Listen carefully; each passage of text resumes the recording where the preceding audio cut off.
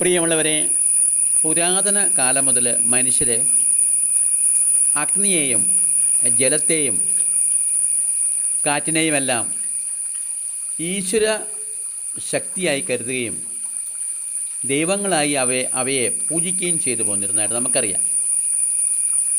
ഇവരെയെല്ലാം വിഗ്രഹ ആരാധകരായിട്ട് വിരിച്ചു തള്ളാനായിട്ട് വരട്ടെ. ഇന്ന് നമ്മൾ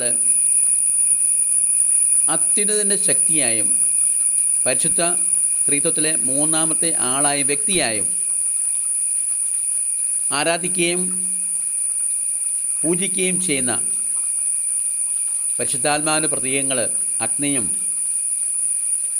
കാറ്റും വെള്ളവും ആണെന്ന് നമുക്കറിയാം. പ്രിയപ്പെട്ടവരെ, അതെ,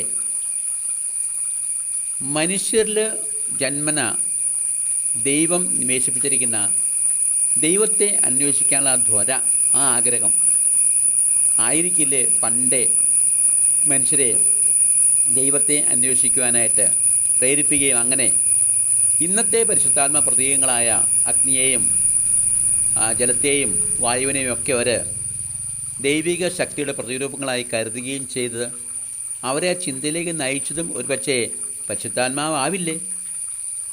ചിന്തിക്കൂ, ധ്യാനിക്കൂ, പരിശുദ്ധാത്മാവോട് പ്രാർത്ഥിക്കൂ. ആമേൻ.